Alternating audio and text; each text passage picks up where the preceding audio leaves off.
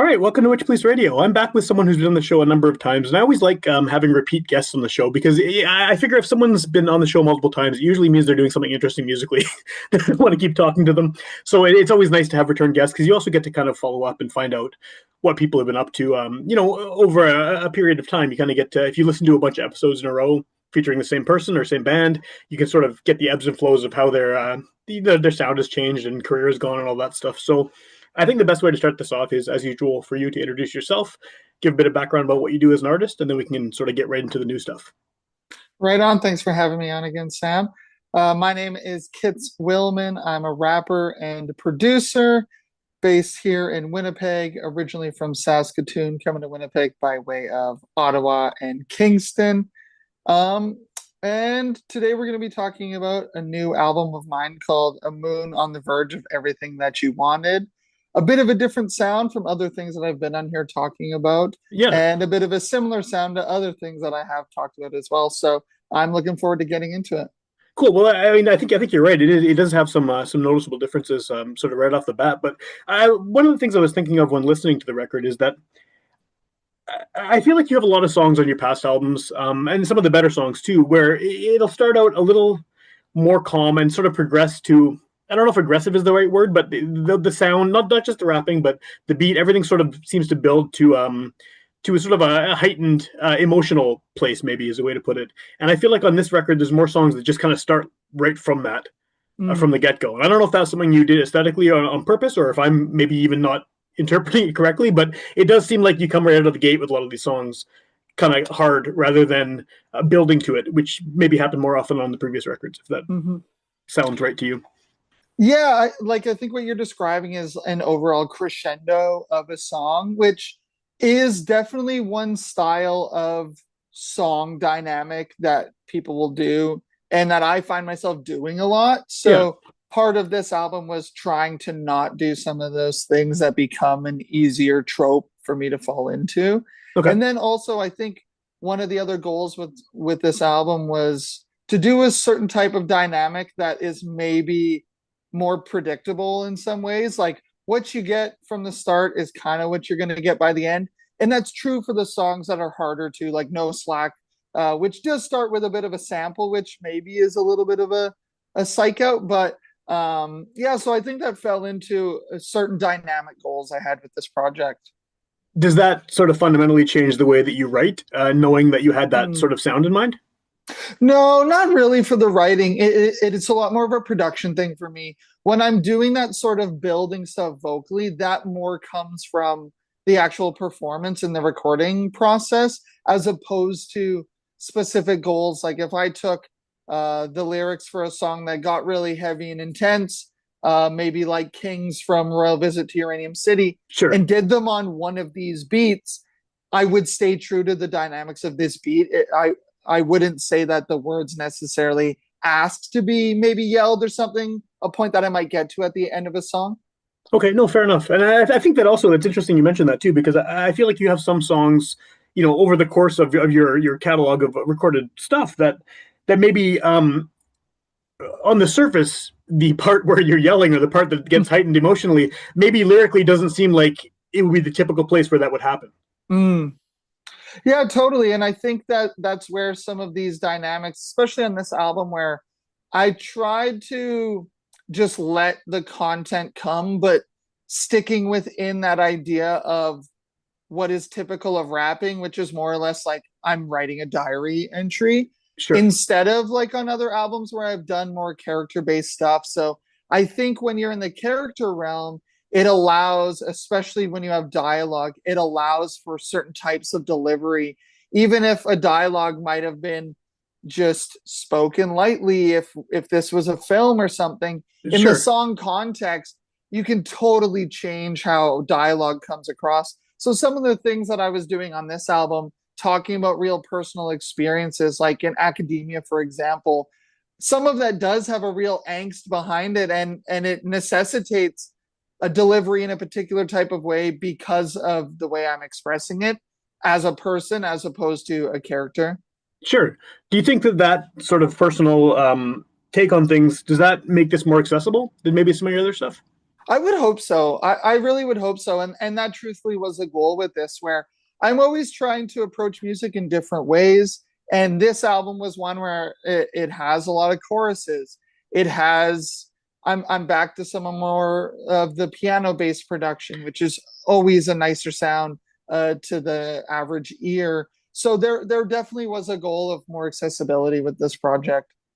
For people who haven't heard it yet, what and maybe who have heard your other music and are familiar with just sort of your general sound, how would you say things have changed on this record? I mean, I know we've kind of touched on a few things here Mm-hmm. already, but just if you have a Cole's Notes version of explaining sort of what has changed on this record and what is maybe what's different sonically than some of the previous ones.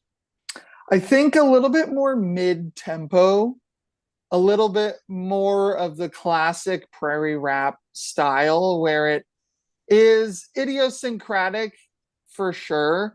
But if I gave some of these beats to a top 40 rapper like Jid or Megan the Stallion, I think they would find a hit out of it, Sure. possibly. That's not necessarily the direction I took these things. And like I said, this is a real prairie rap album. I wanted it to be undoubtedly a rap release. Some of my music is when I call it rap and it goes on TikTok or whatever, there's people in the comments saying this is not rap. This is not rap. So this album is definitely one where I wanted to be rapping first and foremost, and I wanted to be using some of my beats that have either been shared with other rappers or been intended to be rapped on first and foremost. Okay, okay. It's interesting that people don't think of it as rap because I mean, Hmm. the elements of make that make it rap are there, but I definitely get why that might be a sort of a struggle for some people to get over. Just the Hmm. idea that this doesn't sound like what rap is supposed to sound like, right? But I mean, you have the caveat that it's prairie rap, and I mean, I think that that's something that every time I have a local rapper on this show over the years, it gets talked about in some way or another. But do you have sort of a definition of what prairie rap is to you? Because it's a specific sound. Yeah, well, so and I'm gonna describe it, and this isn't necessarily what I was doing because again, I'm like the second or third, or maybe even depending how you look at it, fourth generation of prairie rap. Sure, So sure. prairie rap is a specific type of rap that emerged on the prairies, and I'm more akin to what came from Saskatchewan, which is a bit different from the sort of stuff that Peanuts and Corn, etc., were making here in Manitoba. Yeah, But one of the real markers and trademarks of prairie rap comes from the records that were available to them, which was primarily country, folk, and classic rock.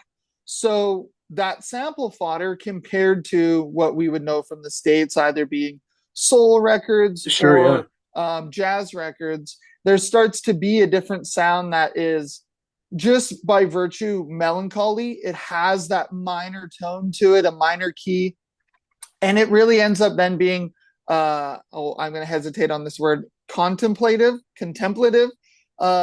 and so like I said, that's not necessarily exactly what I'm doing on this record when it comes to the sonics, but I still think the principles remain, and I'm 100% influenced by that scene and that sound.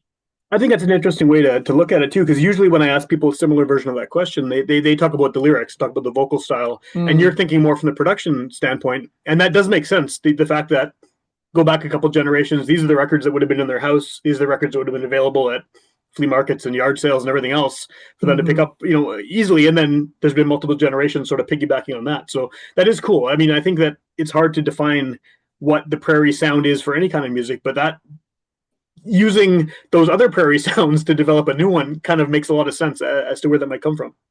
Yeah, and it really just it starts with me thinking about what is the backbone of hip hop and what does this genre come out of? Whether that is like the LA riots in the early 90s and people, because of the riot moment, being able to get music gear that they wouldn't have been able to get otherwise, Sure. alongside these ideas of just simply the sample based element of it all. And what are people grabbing? Again, I'm really not sampling acoustic guitar, but it's very understandable to me why people like So or Factor Chandelier were or still maybe are doing that Yeah. because it's what was available. And I think that's a really important part of making hip hop with a certain regional element to it. Is sometimes it's just completely based on that limitation. Other times there's a ton of musical history to it, which is regional, which is also very true for the sort of stuff that's coming out of here. Sure it But is, yeah. you mentioned people talking about the lyrical content. I think that's true for me as well, whether it's referencing places in the prairies or just in Canada in general, or making cultural references to, like, for me, a lot of Ukrainian stuff. Yeah, definitely, definitely. And I mean, not just lyrically, but vocally too. I mean, you sound like you're from the prairies, and I think that that's Mm-hmm. something that I've always appreciated about a lot of rappers from this part of the country is that there are a lot who don't and who try to have that kind of American sort of sound. But I mean, I Mm-hmm. think the best ones are all the ones that sound like they're from where they're from, and that obviously is a big part of the sound for decades now in this region. Is you sound like you're from Winnipeg or Brandon or Saskatoon or wherever else. Mm-hmm.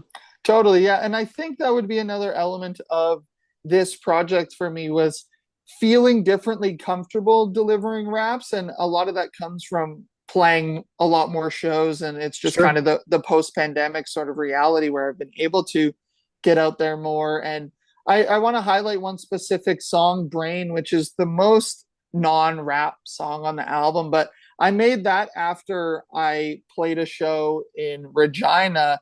There's this guy named Miles High, and I was really, really struck by his set and his performance.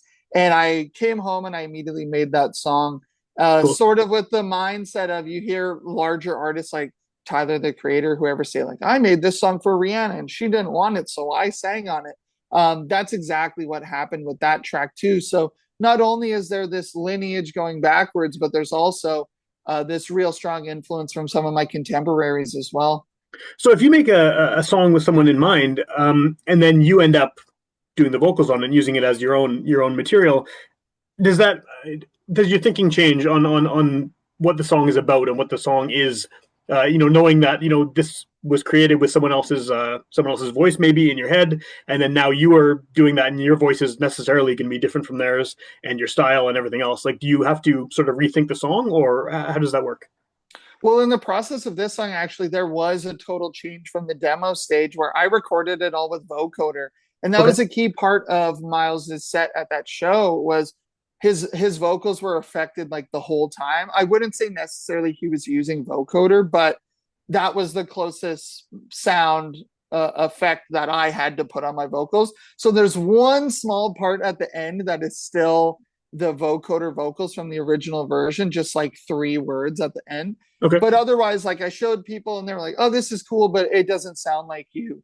Where I was very legitimately trying to replicate someone else's sound. So just by virtue of getting rid of that effect and already having recorded a demo version and then starting to do it live, it took on a bit more of my vocal style, with some of the aggressiveness and then also probably some of my outright lightest vocals out of any of my material. Okay. Okay. Do you see that? I mean, do you see that any of these directions, sort of continuing on future material? Like, I mean, I know this one is a bit of a different story because, like you said, Mm-hmm. it was sort of originally with someone else in mind. But going back to sort of the aggression, and then you just mentioned some of your latest vocals. Are you still sort of experimenting with what your sound is, or is it broad enough that you can do something that's very light and then something that's very heavy, sort of back to back, whether it's at a show or on an album or whatever?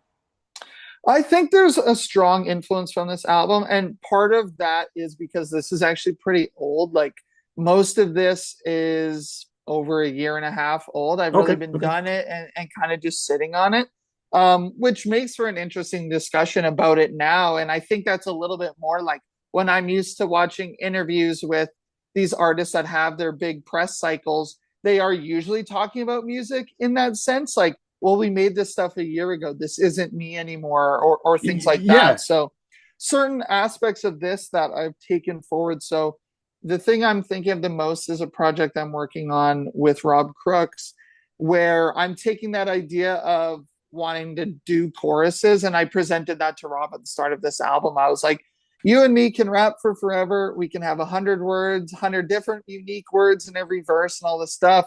Let's try to pare it down a bit and focus on choruses and also focus on the concept. So Okay. this project didn't have a concept, and I think that that's a nice volley, is like, concept based project, non-concept based, Yeah. not necessarily A B, but this particular album came at a point where Grim Aaron's had a general concept, Royal Visit had a concept, And then I worked alongside this on the first project that me and Rob did, which we didn't talk about any ideas. We just did whatever. And sometimes the concepts showed itself, sometimes they didn't. And that was the case with this album as well, where after the fact, I was like, all right, so what things do I write about in the Bandcamp write up? What are the themes that came out? And what was happening in my life that I wanted to talk about, or what was I ready to talk about? Things like that. So I think some of those ideas came out of these influence from other artists, whether it be the collaborations with Rob, where I'm actually talking about these things, Yeah. or more so noticing not things being worse, but things not being cohesive and being okay with that. And trying to find, okay, where can I toe that line? Because I do Yeah. love to do concept stuff. I like things to be legible in a certain way. And you see it within the context of individual songs, whether it's like the one that's about going to the doctor and they don't know what's going on. Or different songs that maybe I wrote a verse in a different context and then brought it to this project. Well, it's interesting you mentioned Rob too, because I think that Rob is someone else who makes music that can be extremely catchy, can be extremely chorus and hook heavy, but then it can also be super abstract, sometimes within the same record, and it's just no chorus, a lot of rapping, and it's something a little bit more, yeah, not as straightforward. So he definitely has that too, where he can do both things. Sometimes even in the same song, there could be like a hook, and Mm-hmm. then the rest of it sort of just turns into something different. So the two of you seem to work well together in that sense. Oh, totally. And that's a big part of what I like about his music is you never know what lane he's going to be in on the overall album. And so that's what makes it exciting to collaborate with him is I'll send him beats and I kind of know what's going to happen if I start the song and send a verse and a beat to him. But when he picks from the pack, I'll always be surprised what beats he picks and I'll always be surprised which ones he chooses to sing, which ones he chooses to rap, Yeah. those sorts of things. Our new project we're working on, I'm super proud of it, and it's been really, really exciting. I'm a lot more in my producer bag than ever. So this album, A Moon on the Verge, will be the last release of mine from a previous era of beat making in terms of the style and approach. Okay. When I was in the Winnipeg Beat Battle last year, that was a real turning point in my approach to production, which sort of made the release of this album a little bit differently nerve-wracking, where I was like, oh well, I've changed my beats now and I could like redo all these songs. But when you have a song done, for me, whether it's demo or more finished, there's something really important about noting that time and place, and this deserves to exist in my catalog even though I could have redone all this stuff.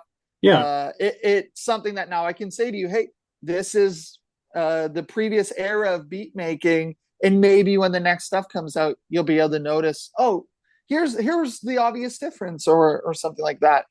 Yeah, well, seeing as how you have moved on to other stuff now, obviously you're working on a bunch of things, and this is like you said, songs from about a year ago that are coming to light Mm-hmm. now. How does that work as an artist who has to use what you were able to use to promote your music, get it out there? Because if this is, you've moved on, maybe mentally, maybe spiritually, whatever you want to call it, to new Mm-hmm. stuff. I mean, you still have to promote this, right? This is the record that everyone's hearing now for the first time.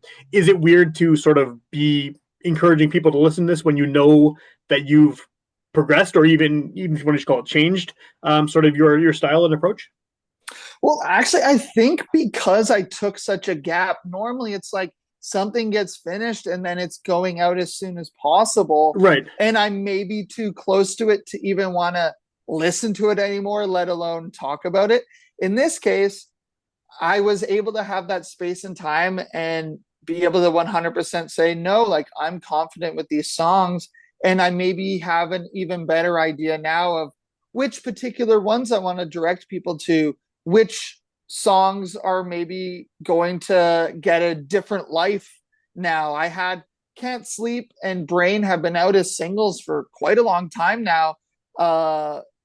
Hopefully enough time where people are going to listen to the whole album in a context and totally understand those songs, rather than like I'm the type of person to burn out a single before the album comes out. I was just talking with my friend Pablo about Attack in Black's Marriage, and Young Leaves is like song 3, but that was their first single and I used to always skip it because I just wasted it. So I'm having the reverse of that experience with this, where it's probably a practice I'm going to take forward with me of having a bit more time, because I think then I get to just consider what a promotion cycle is, especially what a promotion cycle is for an artist at my level. And so that's a new learning experience I'm really appreciating. I totally could be in the different lane and be like, like, yeah, like your question kind of alluded to this, where some people have that space and they're like, I'm done with this, I don't care. Not that they think stuff's bad, but they're totally over it. Yeah. And that's not the case at all with this one. So I'm liking this different approach and having a bit more time and space before I'm taking on pretty much the label side of things as an independent artist. And I'm like, okay, I like this approach. I'm feeling different about talking with you today. I'm feeling different about, making a reminder post on Instagram tonight that this album's out. Yeah. Yeah. What has the reception been so far? I mean, it's been at the time we're recording this, it's been out for a few weeks, and like you said, the singles have been out for quite a while before that. Mm-hmm. I haven't heard too much, partially because I'm only doing Bandcamp and cassettes, so yeah, people are just starting to get their physical products in. But so far, people have been digging it. I think there's no real surprises with this one, so people are like, yep, this is what we come to expect from Kitz Willman. And this release isn't really challenging anyone, which I think when you do something that's a bit more challenging is when you get an audience needing to comment on it and needing to weigh in. And then the other whether it's good or bad, right? I mean, you get both ways. Yeah. Yeah, exactly. And then the other thing we talked about last time in depth, my release for Grim Errands, which was really orchestrated in a particular way, where I went uploaded on streaming first, and I was doing TikTok promotion, and then I went to the physical and Bandcamp. So now with this album, I'm trying the reverse, where I want to see how much of a life can I give this release now, where I'm going to go to streaming in a couple of weeks. I'm going to go to TikTok in a couple of weeks. I'm going to go more into that digital sphere, whereas these songs have been played and promoted at shows, and then on Bandcamp, which has a particular type of captive audience that maybe isn't going to be so polarized by anything that I'm doing. Yeah. Well, they're seeking you out specifically, right? It's not showing up on a playlist or whatever. They're actually finding your stuff on purpose. Yeah, exactly. Yeah, that's cool. It's an interesting way to release it too, because I think that, I mean, as you know, obviously we're in a weird situation where there's no one way to release music, right? Some people are doing streaming only. Some people only do tape and no digital anything, doing what you're doing, CDs, vinyl, whatever. There's so many different options that I think it's kind of the trial and error thing, especially for someone who is doing it DIY. That's almost the best way to do it, I think, is just figure out what works and where your people are. Oh, totally. And that's a big part of doing the cassettes on this one. I did a cassette for a beat tape maybe like 8 or 9 months ago. And I really liked that approach. It's a lot more DIY for me, like actually making the labels and duping the cassettes and stuff like that. So it's all, again, trial and error, like you said. I've done CDs. I have some still in a box. I'm like, let me do limited run cassettes. I don't want to see them sitting on the shelf at my house. I want them to be out there in the world. And I'm hoping that vinyl is going to be the next thing I can kind of experiment with. Cool. If I can do like 2 on CD, 2 cassette, 2 vinyl, that would be a nice trajectory. Yeah, it'd be all right. And then what happens after that? 8-track and neural in the brain. You just put something right here and it goes right into your skull. I don't know. We're probably not too far off from that, unfortunately. That's terrifying. But yeah, well, if you look at factory dates for vinyl, it's like, okay, by the time I get 2 under the belt, that's exactly where we could be at. Totally. Yeah. In the next 20 years from now. Yeah. So for people who aren't familiar with music and are interested in hearing more, finding out about upcoming shows, things like that, what's the best way to track you down online and actually hear this music? For Kitz Willman, it would be Bandcamp. Bandcamp has a really good shows feature on there. I also will do the newsletter feature to the followers and fans on there. So that's going to be the first place you'll find out about pretty much any release. And then Instagram, K.Kitz is a really good spot to know about things that I'm doing, which now these days, as I'm getting more into producer stuff, isn't always just my shows. Sometimes it's Yeah. these producer meetups we're having, such as, well, people aren't going to be able to go to it after this podcast comes out, but this weekend we've got maybe like the 6th or 7th edition of this track meet thing that Fourth Quarter Records has been doing, which has Oh, been cool. a really great way to connect with people in the scene. So yeah, Instagram and Bandcamp, those are the two best places to get updates.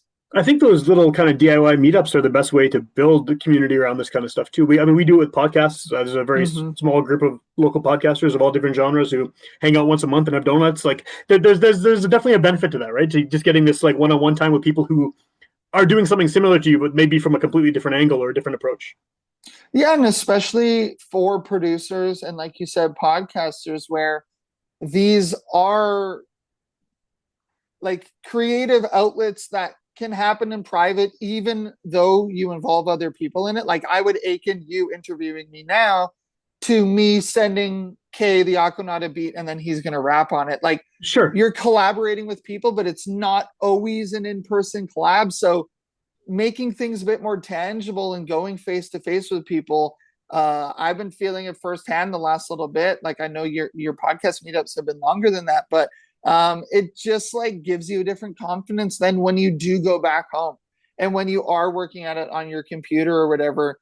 Getting out of your comfort zone is so important, and it only makes you that much more comfortable in the specific context of these meetups. You know, sometimes you got to go stand on a building to try to conquer your fear of heights. Maybe doesn't always make you comfortable, but you know, I'm feeling that much more confident about my beats when I can sit in the WAG, make a beat over 2 hours, and then play it for a group of people Yeah. and come home and further tweak it. And I'm finding that the material I'm making in those meetups gets a whole second life once I come home, you know? For Uh, sure. Well, and you know other people are doing the same thing. I mean, you know anyway. Obviously, you listen to other mm-hmm. music, but just yeah, having someone right in front of you who's just done the thing that you do and is showing you sort of how they put it together is it's got to be helpful. I mean, no matter who you are, what your creativity comes from.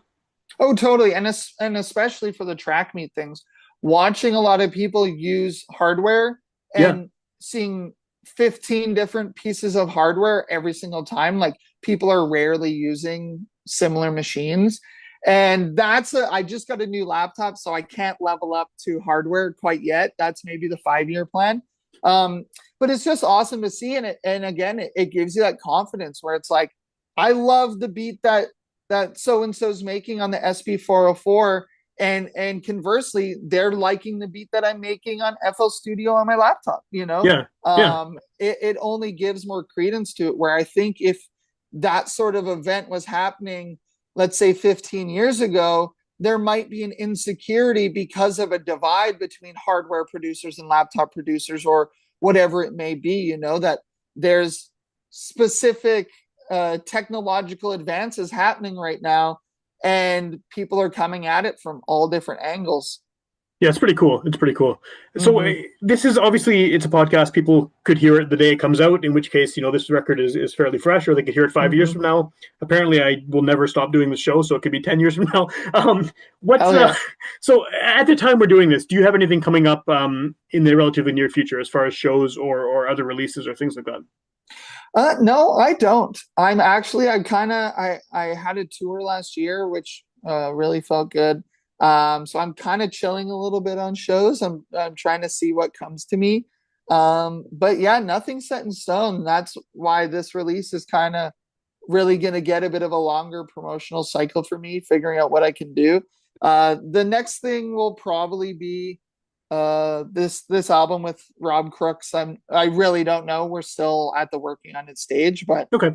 so no dates or anything like that set in stone right now, which sometimes as an artist I think would feel bad, but right now that's a specific decision I've made that I'm feeling good about. Cool.